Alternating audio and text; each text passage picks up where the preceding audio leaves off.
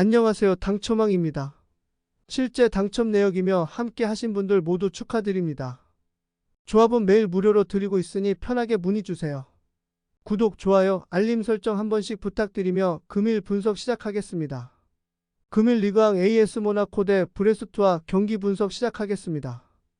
홈팀 모나코는 니스와 앙제에 연패하며 파리 생제르맹과 승점 차가 벌어졌습니다. 그러나 휴식기 전 마지막 경기에서 스트라스부르를 잡고 다시 1위 추격에 나섰습니다.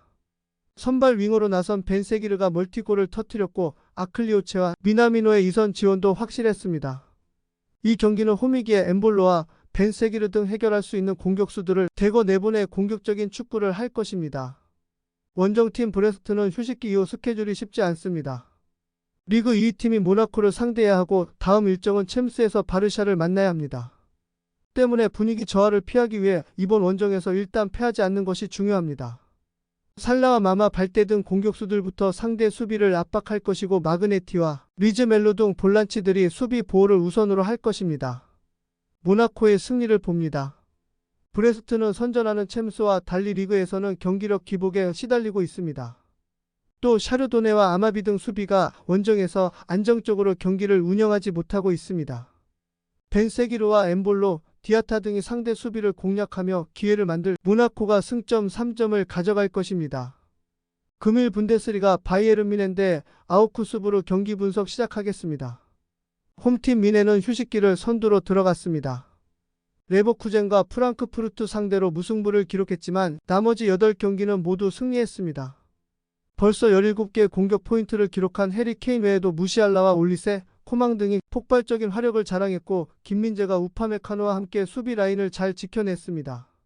모든 선수들이 대표팀을 다녀왔지만 부상 없이 복귀했기에 이 경기에 전력을 다할 수 있습니다. 원정팀 아우크스는 휴식기를 무패로 들어갔습니다.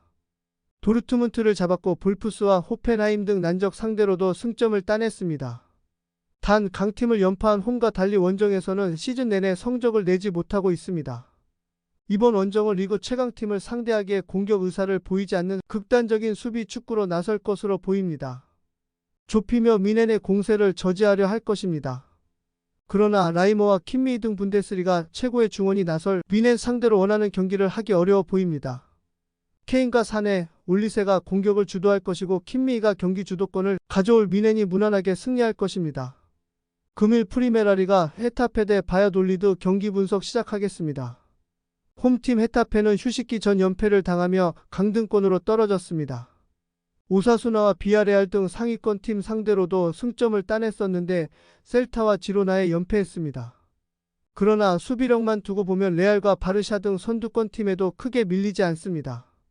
파라과이 팀의 핵심 센터백인 알더레테를 비롯해 리코와 두아르테 등 탄탄한 수비진이 있고 아람바리가 수비 보호를 잘해주고 있습니다. 원정팀 바야돌리드는 헤타페 승점 1점을 뒤진 19위입니다. 알라베스 원정에서 승리하며 기세를 올리긴 했지만 그 이후 3경기에서 승점 1점 추가가 매우 아쉬웠습니다.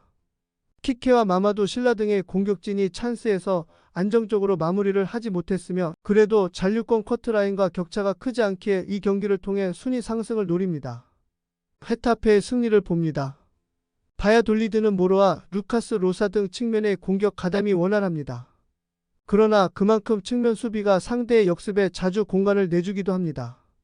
카를로스 페레즈와 솔라 등 돌파가 좋은 선수들이 상대 뒷공간을 넘어서며 기회를 만들 헤타페가 홈의 이점도 활용해 원하는 결과를 가져갈 수 있습니다. 금일 리그왕 파리 생제르맹 대 툴루즈 경기 분석 시작하겠습니다. 홈팀 파리는 휴식기 전 4연승에 성공하며 리그 1위를 지켰습니다. 모나코의 페이스가 워낙 좋은 이번 시즌이지만 그래도 프랑스 최강임을 증명 중입니다. 10골을 기록하며 리그왕 득점왕에 도전하는 바르콜라는 음바페가 떠난 팀의 에이스로 나섰고 덤벨레와 이강인 등이 5골 이상을 기록 중입니다. 네베스와 루이스, 두이 등 주전급 자원도 즐비하기에 감독이 선수 기용에 여유도 있습니다. 원정팀 툴루즈 역시 연승 중입니다. 개막 이후 8경기에서 1승에 그치며 최하위권으로 처져 있었는데 몽펠리에와 랭스, 렌 등을 연파했습니다.